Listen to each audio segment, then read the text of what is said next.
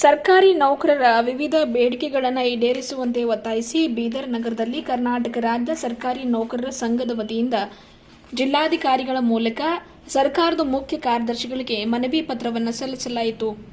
ಈ ಕುರಿತಾಗಿ ಕರ್ನಾಟಕ ರಾಜ್ಯ ಸರ್ಕಾರಿ ನೌಕರರ ಸಂಘದ ರಾಜ್ಯ ಉಪಾಧ್ಯಕ್ಷರು ಹಾಗೂ ಜಿಲ್ಲಾಧ್ಯಕ್ಷರಾದ ರಾಜೇಂದ್ರ ಕುಮಾರ್ ಗನ್ಗೆ ಅವರು ಮಾತನಾಡಿ, 7ನೇ ವೇತನ ಆಯೋಗ ಯಥಾಸ್ಥಿತಿ ಜಾರಿಯಾಗಬೇಕು, ಎನ್ಪಿಎಸ್ ರದ್ದು ಮಾಡಿ ಹಳೆ ಪಿಂಚಣಿ ಯೋಜನೆಯನ್ನ ಮರು ಜಾರಿಗೊಳಿಸಬೇಕು, ಕರ್ನಾಟಕ ರಾಜ್ಯ ಆರೋಗ್ಯ ಸಂಜೀವಿನಿ ಯೋಜನೆ ಅನುಷ್ಠಾನಗೊಳಿಸುವುದಾಗಿ ಹೀಗೆ ಸರ್ಕಾರಿ ನೌಕರರ ಅನೇಕ ಬೇಡಿಕೆಗಳನ್ನು ಈಡೇರಿಸುವಂತೆ ಇವತ್ತು ಮೊದಲನೇ ಹಂತದ ಹೋರಾಟ ಮೂಲಕ ಜಿಲ್ಲಾಡಳಿತ ಮೂಲಕ ಮಾನ್ಯ ಸರ್ಕಾರದ ಕಾರ್ಯದರ್ಶಿಗಳಿಗೆ ಮನವಿ ಪತ್ರ ಸಲ್ಲಿಸಲಾಗಿದೆ. ಇಡೀ ರಾಜ್ಯದಾದ್ಯಂತ ತಹಶೀಲ್ದಾರರಿಗೆ, ಶಾಸಕರಿಗೆ, ಸಚಿವರಿಗೆ, ಎಂಎಲ್ಸಿ ಅವರಿಗೆ ನಮ್ಮ ಬೇಡಿಕೆಗಳ ಮನವಿ ಪತ್ರ ಕೂಡ ನೀಡಲಾಗುವುದು. ಇದೇ ತಿಂಗಳು ಅಂದರೆ ಜುಲೈ 23ರಂದು ಬೆಂಗಳೂರಿನ ಕಬ್ಬನ್ ಪಾರ್ಕ್ನಲ್ಲಿ ಎಲ್ಲ ರಾಜ್ಯ ಮಟ್ಟದ ಪದಾಧಿಕಾರಿಗಳು ಸೇರಿ ಸಭೆಯನ್ನು ಮಾಡಿ ಮುಂದಿನ ಹೋರಾಟದ ಬಗ್ಗೆ ನಿರ್ಣಯ ಕೈಗೊಳ್ಳಲಾಗುವುದು. ಜೊತೆಗೆ ಜುಲೈ 23ರಂದು ಎಲ್ಲ ಸರ್ಕಾರಿ ನೌಕರರು ಕಚೇರಿಗೆ ಗೈರು ಹಾಜರಾಗಿ ಈ ಮೂಲಕ ಪ್ರತಿಭಟನೆ ಮಾಡುವ ಒಂದು ಯೋಚನೆ ಕೂಡ ಹೊಂದಿದ್ದೇವೆ. ಹಾಗಾಗಿ ಸರ್ಕಾರ ಕೂಡಲೇ ಎಚ್ಚೆತ್ತುಕೊಂಡು ಸರ್ಕಾರಿ ನೌಕರರ ಬೇಡಿಕೆ ಈಡೇರಿಸುವಂತೆ ಈ ಮೂಲಕ ಆಗ್ರಹ ಮಾಡಿದರು. ರಾಜ್ಯದಲ್ಲಿ 2.60 ಲಕ್ಷ ಹುದ್ದೆಗಳು ಖಾಲಿ ಇದ್ರೂ ಸಹ ಸರ್ಕಾರವು ಜನಸಾಮಾನ್ಯರ ಕಲ್ಯಾಣ ಹಾಗೂ ರಾಜ್ಯದ ಅಭಿವೃದ್ಧಿಗಾಗಿ ಸರ್ಕಾರ ಜಾರಿಗೊಳಿಸುವ ಯೋಜನೆಗಳನ್ನು ಶ್ರೀಸಾಮಾನ್ಯರಿಗೆ ತಲುಪಿಸುವ ಕಾರ್ಯದ ಜೊತೆ ರಾಜ್ಯದ ಅಭಿವೃದ್ಧಿ ಸೂಚ್ಯಂಕದ ಬೆಳವಣಿಗೆಯಲ್ಲಿ ಹಾಗೂ ಜಿಎಸ್ಟಿ ತೆರಿಗೆ ಸಂಗ್ರಹಣೆಯಲ್ಲಿ ಇಡೀ ದೇಶಕ್ಕೆ ಮಾದರಿಯಾಗಲು ಸರ್ಕಾರಿ ನೌಕರರ ಪಾತ್ರ ಪ್ರಮುಖವಾಗಿದೆ. ಇಂತಹ ಕಾರ್ಯಾಂಗದ ನೌಕರರ ಬೇಡಿಕೆಯನ್ನು ಈಡೇರಿಸುವುದು ಸರ್ಕಾರದ ಜವಾಬ್ದಾರಿ ಕೂಡ ಆಗಿದೆ. ಹಾಗಾಗಿ ಸರ್ಕಾರಿ ನೌಕರರ ಪ್ರಮುಖ ನ್ಯಾಯಯುತ ಬೇಡಿಕೆ ಸರ್ಕಾರ ಕೂಡಲೇ ಈ ಒಂದು 5 ಲಕ್ಷ ನೌಕರರ ಕುಟುಂಬಸ್ಥರ ಬಗ್ಗೆ ಯೋಚನೆಯನ್ನ ಮಾಡಿ ಈ ಮೂಲಕ ಆದೇಶ ಮಾಡುವುದಾಗಿ ಮನವಿಯನ್ನ ಮಾಡಿದರು. ಈ ಸಂದರ್ಭದಲ್ಲಿ ಕರ್ನಾಟಕ ರಾಜ್ಯ ಸರ್ಕಾರಿ ನೌಕರರ ಸಂಘದ ಅನೇಕ ಪದಾಧಿಕಾರಿಗಳು, ಸರ್ಕಾರಿ ನೌಕರರು ಉಪಸ್ಥಿತರಿದ್ದರು.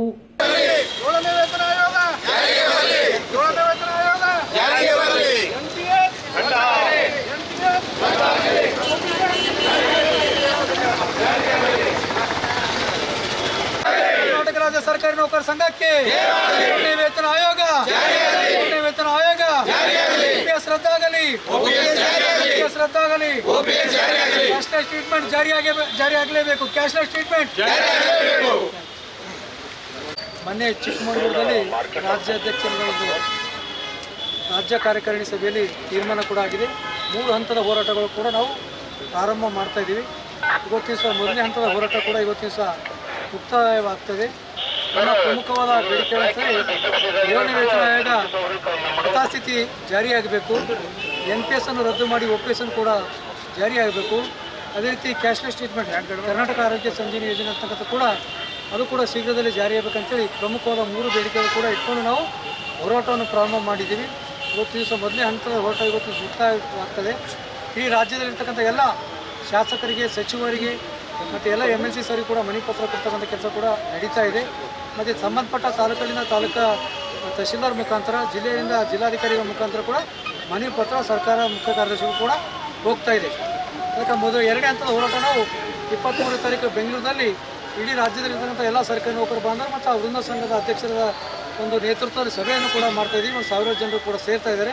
ಅಲ್ಲಿ ನಿರ್ಣಯ ಕೂಡ ಆಗ್ತಾ ಇದೆ. ಆ ನಿರ್ಣಯ ಆದಮೇಲೆ ಇದೇ ತಿಂಗಳು 29ನೇ ತಾರೀಕಿನಿಂದ ನಾವು ಕಚೇರಿಗೆ ಕರ್ತವ್ಯಕ್ಕೆ ಗೈರು ಹಾಜರಾಗುವ ಮುಖಾಂತರ ಬೃಹತ್ ಪ್ರತಿಭಟನೆ ಕೂಡ ನಾವು ಮಾಡ್ತಕ್ಕಂಥ ಕಾರ್ಯಕ್ರಮ ಕೂಡ ಹಮ್ಮಿಕೊಂಡಿದ್ದೀವಿ. ಅದಕ್ಕೆ ಇವತ್ತು ಸರ್ಕಾರಕ್ಕೆ ನಾವು ಏನು ಇವತ್ತು ಎಲ್ಲ ಯೋಜನೆಗಳು ಸರ್ಕಾರ ಒಳ್ಳೆಯ ಸ್ಕೀಮ್ಗಳು ತಂದು ಬಡವರಿಗೆ, ಜನರಿಗೆ ಒಳ್ಳೆಯ ಕೆಲಸ ಮಾಡ್ತಕ್ಕಂಥ ಸರ್ಕಾರ ಮಾಡ್ತಾಯಿದೆ. ಅದರಲ್ಲಿ ಅವರು ಕೂಡ ಒಂದು ಕಾರ್ಯಾಂಗದ ಏನು ಶಾಸಕರ ಕಾರ್ಯಾಂಗದ ಕೂಡ ಪ್ರಮುಖ ಪಾತ್ರದಲ್ಲಿ ಕೆಲಸ ಮಾಡ್ತಕ್ಕಂಥ ನಾವು ಕೂಡ ಇದ್ದೀವಿ. ಅದಕ್ಕೆ ಪ್ರಮುಖವಾದ ಬೇಡಿಕೆ ವೇತನ ಆಗೋದು ಏನು 17 ತಿಂಗಳು ಆಯ್ತು, 1.5 ವರ್ಷ ಆಯಿತು ಈ ಬೇಡಿಕೆ ಈಡೇರಿಸಬೇಕಂತ ತಿಳ್ಕೊತೀವಿ. ಆದರೆ ಇಲ್ಲಿವರೆಗೆ ಯಾವುದು ಕೂಡ ಜಾರಿಯಾಗಿಲ್ಲ. ಅದಕ್ಕೆ ಈ 3 ಆದೇಶಗಳು ಸರ್ಕಾರ ಕೂಡಲೇ ಇವತ್ತೇನು ಕ್ಯಾಬಿನೆಟ್ ಇದೆ ಸಾಯಂಕಾಲ, ಆ ಕ್ಯಾಬಿನೆಟ್ದಲ್ಲಿ ಡಿಸಿಷನ್ ಆದರೆ ನಾವೆಲ್ಲವೂ ಕೂಡ ಏನು ಹೋರಾಟ ಮುಂದಿನ ಅವಶ್ಯಕತೆ ಇರುವುದಿಲ್ಲ.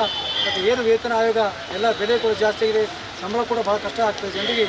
7ನೇ ವೇತನ ಆಯೋಗ ಯಥಾಸ್ಥಿತಿ ಜಾರಿಯಾಗಬೇಕು, NPS ರದ್ದಾಗಬೇಕು ಮತ್ತು ಕ್ಯಾಶ್ಲೆಸ್ ಟ್ರೀಟ್ಮೆಂಟ್ ಆಗಬೇಕು ಅಂತೇಳಿ 3 ಪ್ರಮುಖವಾದ ಬೇಡಿಕೆ ಇದೆ. ಅದಕ್ಕೆ ನಾವು ಜಿಲ್ಲಾಧಿಕಾರಿ ಮುಖಾಂತರ ಸರ್ಕಾರದ ಮುಖ್ಯ ಕಾರ್ಯದರ್ಶಿ ಕೊಡ್ತಾ ಇದ್ದೀವಿ.